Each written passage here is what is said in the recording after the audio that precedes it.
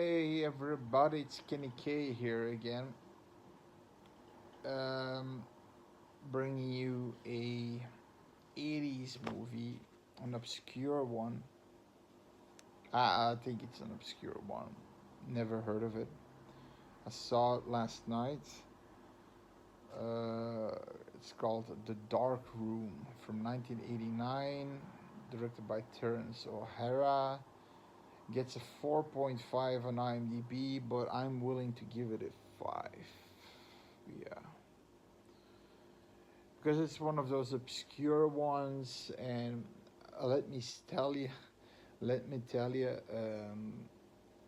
the 80s brought a lot of slashers, but the problem is that more, less is more sometimes, and they just, when they heard of Halloween, Friday 13th, My Bloody Valentine, and all those, The Burning, and the Prowler, they all started to make these low budget slasher movies, and some were good, and they drifted through the cracks, but some were not that good. And this one probably was in the list of not that good, but it wasn't bad either. So before we start, please like, subscribe. It's free. Comment if you see, if you want to know something about the movie or if you've seen the movie. So let's begin. The movie starts out with this killer that basically has a um, this yellow rain jacket cloth on, uh, jacket on, a pants, and I think a he is uh, this cap zipped it up, and then I think he put on goggles. He put on tape on the places where the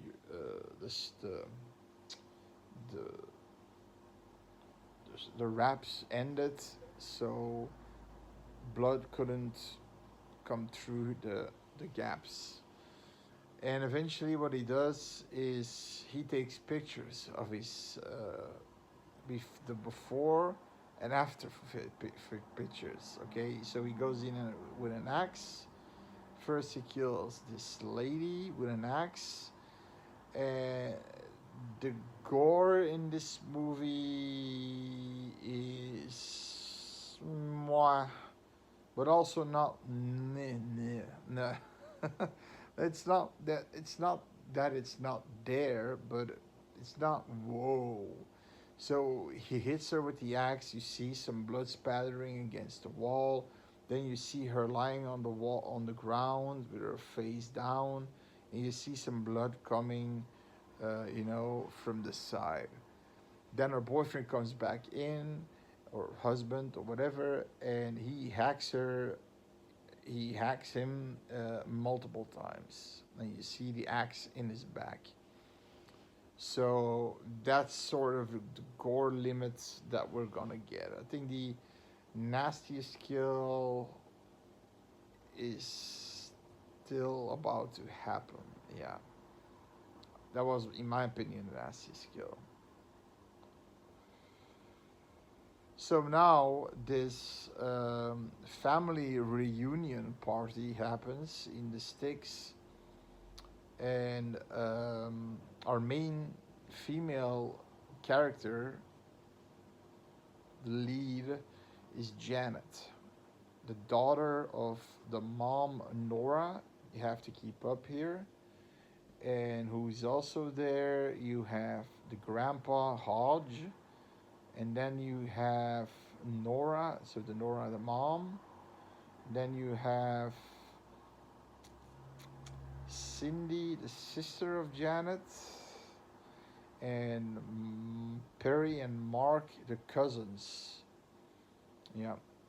And then Steve comes in. Oh my God, Steve Orino. That's my God. Steve Orino! The Steve is in. This. Now you have to imagine he has a head like this, okay? But with his mullet included, he's this big. Oh my god. It's the biggest mullet that I have seen of mullets in movies. This guy has a, like I said, a head like this, and then it's this wide if you count the mullet. It's like when he moves his head, it's like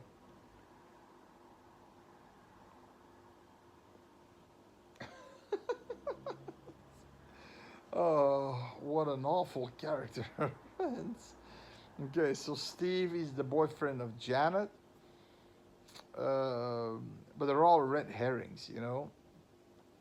So you also have a character named Robert, which also is gonna be a red herring. I understand. Okay, so what's happening is they go fishing, and it's already accomplished. It's already. I mean, it's already. Yeah, the, determined that Steve is kind of pushy, kind of, like, yeah, he crawls in her room while the mom didn't want that because it's a respectful house. And he also loves photograph, and he has this little photograph. And apparently in the basement there's a dark room because the dad also loved photographing. And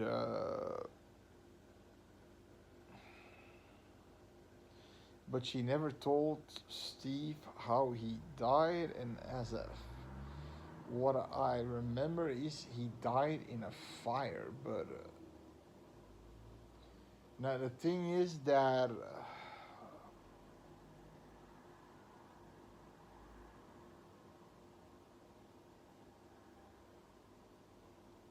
um, they're constantly at each other's necks, Janet. Like I said, Steve is pushy. He wants to marry, have like a dozen kids, all with big ass mullets. And then she doesn't want to be pressured, and she wants to make her own decision, and this and that. So eventually, okay, they go fishing, and they go to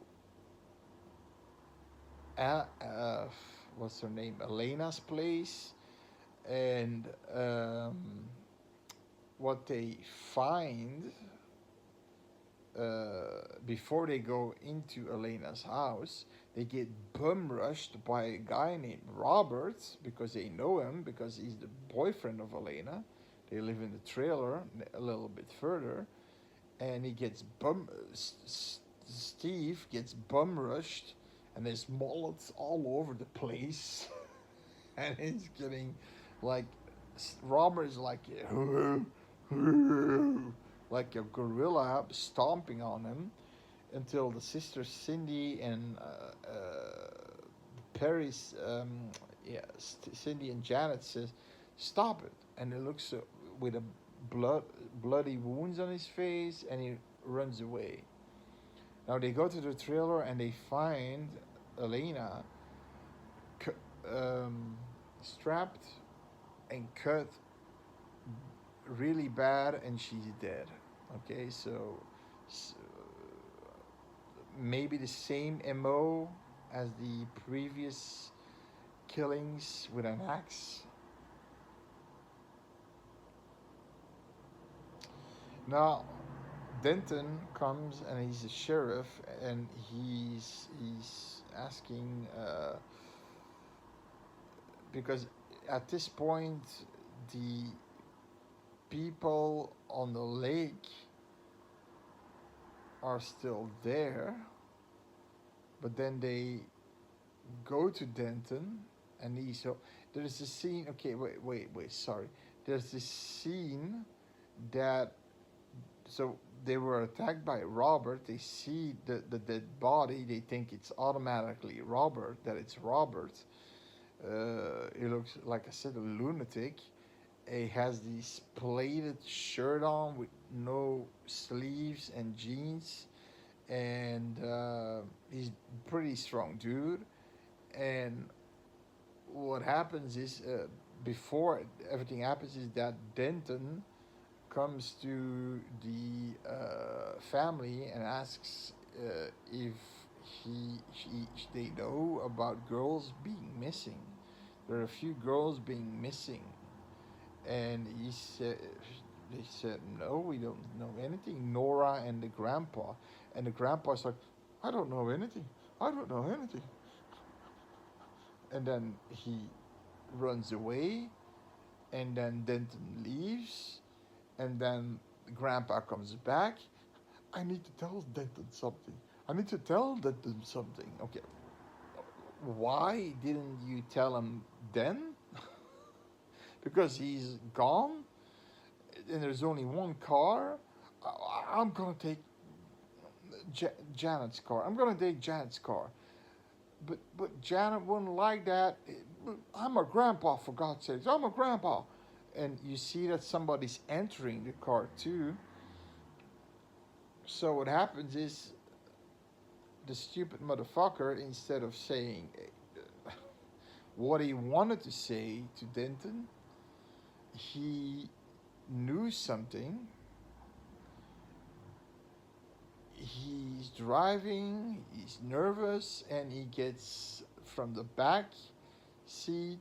The killer is in the back seat, and he gets a machete straight to the belly, and that's probably the most gory kill you can see. That the blade goes down, and you later on you see a picture of him like with the machete out of his stomach. Now then they find out that Elena is dead by Cindy and Steve and Janet, and they say, okay, we have to call Denton back. Okay, they call Denton back. He comes back. He says, okay, they're dead. They're at the trailer. He goes to the trailer. He's calling for backup. Nobody replies, and that's the thing with these rural cops. I hate that. Oh my God, they only have, in best case scenario, those rural areas, they only have one cop, or in best case scenario, two cops, and that's it, and maybe a secretary, but even that they don't have. We Now I'm from Belgium, okay? For people that don't know, in the rural areas, we have the police station is combined on the mayor's place, the mayor's office, and usually they have about 5 6 cops there in the rural areas, and they usually drive in pairs. Okay, they never drive alone, and that's also something. In America they always drive alone, a country that has a lot of gun violence and maniacs, and they always drive alone, no backup needed. And he's calling for backup, but he doesn't get even backup. He has one guy for backup. So he takes it on his own, and then somebody knocks with a wooden board on his head. He loses his gun. The guy the killer takes the gun, but it's that fucking Robert. Because if it's the killer, then he addressed himself, took on the clothes of Robert, because you can see the pleated shirt, jeans pants. You can see it's not without sleeves. The tattoo is on the arm, and it says, "You son of a bitch, you fucking asshole." The cop says, and then he's aiming the gun to his head, and he blows about 3 rounds at his fucking face. Now, okay, so this is the part that I just do not understand. Now, at some point, because Grandpa is taking a long time, yeah, because yeah, he's dead. Uh, One of the cousins, Mark, takes his moped down to the town, which is 20 miles away. So walking distance is about 30 kilometers, 20 miles. So he's going at I don't know how fast, but he's going very slow. And Robert comes out of the bushes and he basically pulls him off of the moped, and he falls, and Mark injures himself, and then Robert stands up, and he wants to hit him, crush his head basically with a fucking stone, but then he's seeing how the reaction of Mark is, and then he throws it away and he runs back, but he's acting like a fucking ape, literally an ape. So for some he I'm not sure if he's seen the killer, but I already can spoil this. Apparently, when the killer is revealed, he says that he wanted to kill Robert, but he was too scared and ran away, and then finished the job on Elaine. But that guy, let's say the killer isn't that big, very slender, and the fact, yeah, maybe he didn't recognize him because he was wearing his fucking costume, the rain jacket costume, but he is on the hunt for the killer. Now, why in the hell does he kill the sheriff? That's my question. And it can only be him. How the that would be so stupid that the killer would put on Robert's clothes and then fire 3 shots in his face and then slash the tires too, so they can't use his cruiser. It's weird. It's weird why he does that. I think he didn't want anybody to get away because he knew it was somebody from the family. So I can already say the killer is somebody in the family, or of the family, or in that house. Now I'm gonna spoil this movie, so before you go any further, because I'm gonna start with spoilers. This movie, yeah, it's your typical atypical slasher movie. A killer killing people one by one. Is there something special with this one? I don't really know. They make out Robert and Steve as a possible suspect, but uh, it's soon revealed that they're not, because they're hunting Robert at this point. And at some point, Robert is found hanging from a tree. He committed suicide. And then um,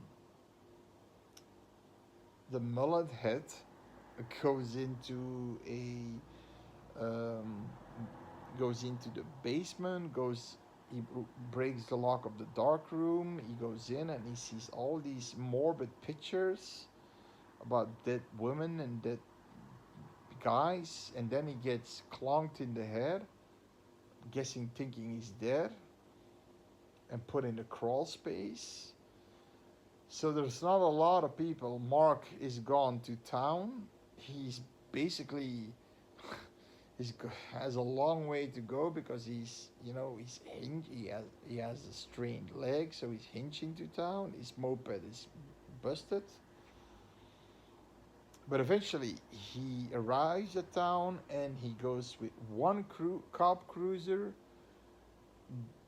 luckily there were two cops in there, because if there was only one cop in there, I would be like, what the fuck is, he should say people are all dying there. What there should have been, actually there should have been two cruisers with four cops at least.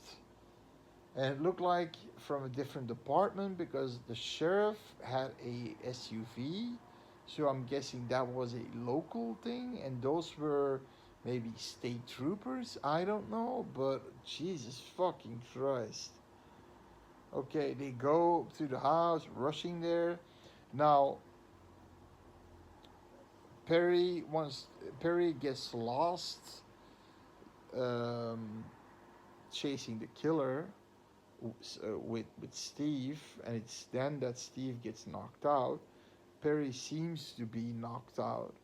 Now Perry is, uh, he's slamming the door.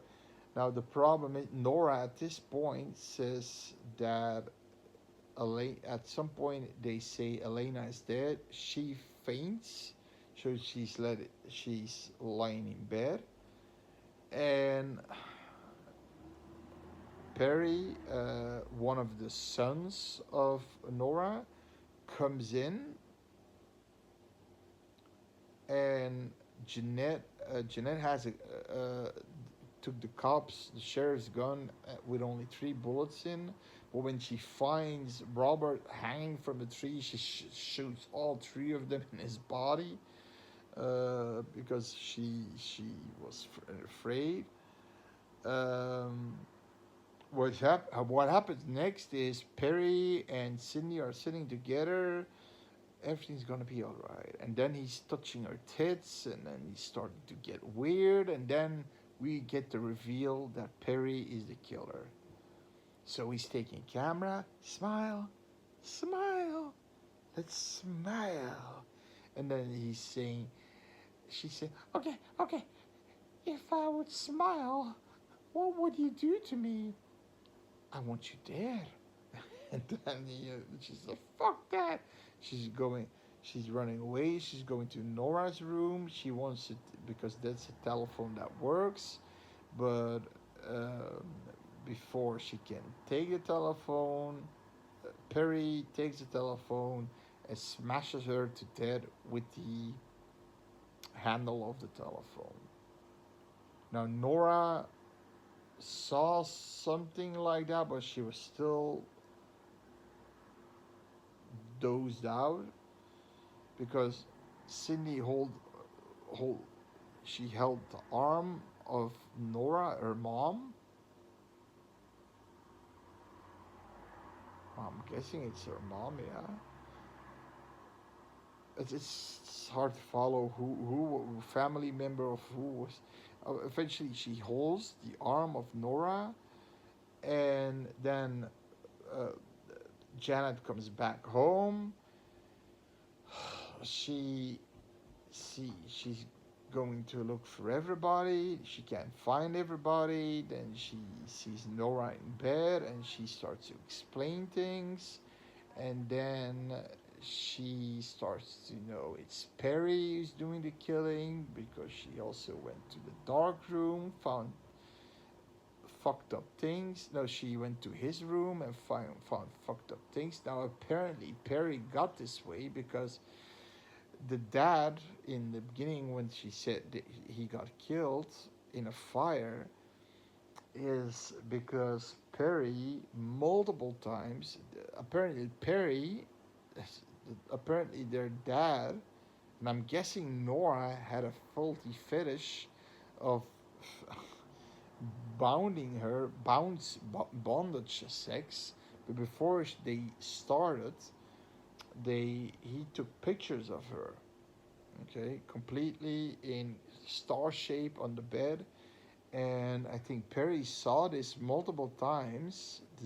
And he thought these deviants in his eye, and he became a deviant, and he couldn't handle it, and he basically put kerosene everywhere, and he put the place on fucking fire. Talking about exaggeration, right? So Perry wants to do the same shit now, but with Janet. On the bed, he's making the tripod, he's getting it ready, and Perry looks like a fucking leech. He really looks like a leech. So he did his job right. He looks like a suicidal leech. Okay. We, um, one thing comes to another. They try to escape. They fall to the basement, but Nora falls really bad. She's hurt, and she, Nora says, "Go hide." She hides in a crawl space, and she also finds Mr. Mullet there, wrapped in plastic, so thinking he's dead. And then um,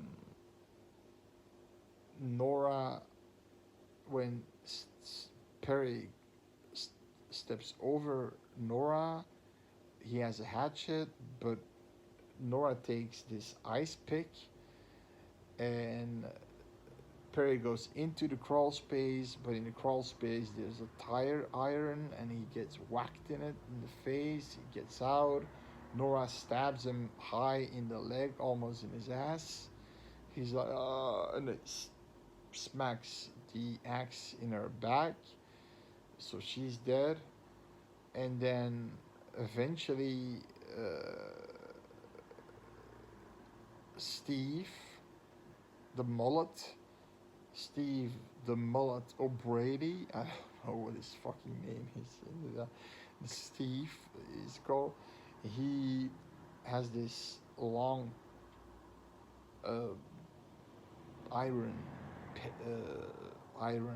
rod, and he says, "Stop it now, stop it!" And then we hear the police coming with Mark and then the two cops, and before they arrive in time to see the entire thing play out and to arrest Perry.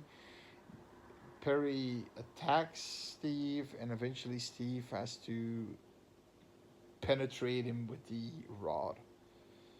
And so it has been done. He's dead. The cops come, and what I thought would happen was, fuck that mullet head, kill that mullet head.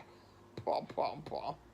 Because everybody knew, I mean, these were family members the rest of their lives. And this one stranger that comes into their house, Steve the Mullet O'Bannon, I don't like calling him names. He's like, huh? he, he, because he was still holding that rod into his butt, that he would be the suspect and they would shoot him. That Mark would be like, shoot him, shoot him, shoot him. And then, now after all this doesn't happen, Mark survives, Steve then, the mullet head, Steve the mullet survives, and then Janet survives. And then we see, so the irony that the CSI and the detectives have to take pictures, and they take a picture of the killer sitting there against a beam with a rod into his fucking body, and he's sitting there. And what I actually thought was the cheesy thing that would happen was that he would smile at some point, like his eyes were shut, but he would like do this or something. Yeah, yeah. You never can tell with these movies. Well, it's an interesting movie. Interesting. It's one of those obscure ones. If you really are a fan of slashers like me, and you really have to dig because it's so hard now to find a good one that's not so bad in acting, because the acting wasn't that bad. Okay, the acting wasn't bad, the kills weren't that bad, so you had a little bit of gore. Um, there was a body count, so you had at least like maybe 5 kills. But the entire robber thing was so unnecessary and weird. Why he would kill the sheriff to basically um, make him the killer, make him the absolute killer, but eventually he is a fucking killer because he kills a fucking sheriff. So it's you know what I mean. So you got two killers in the movie eventually, one vendetta killer and one psycho killer. So and the questioning of the ending is weird. That the dad took pictures of the mom who liked it,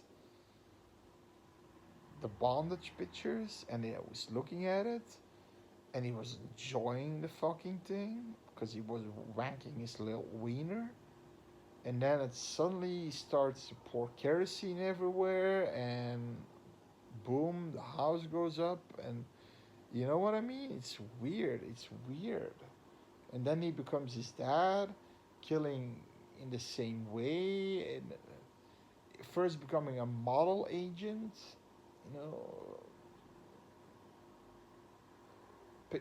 you know, taking pictures of naked women. But then, yeah, that's the only thing that I had a little bit of an issue with. That it's that the ending, the explanation, that was. Well, for the rest, it was okay. It was okay. It's an okay movie. I give it a 5. So, 5 means give it a watch, especially if you're a slasher aficionado like me, and I like to find the as best as, because if you look at slasher movies of the 80s, you're gonna get 1,000 movies, and of those 1,000 movies you're gonna get maybe 30, 40 good movies, and the rest is trash. So that being said, Dark Room, give it a watch. Bye bye.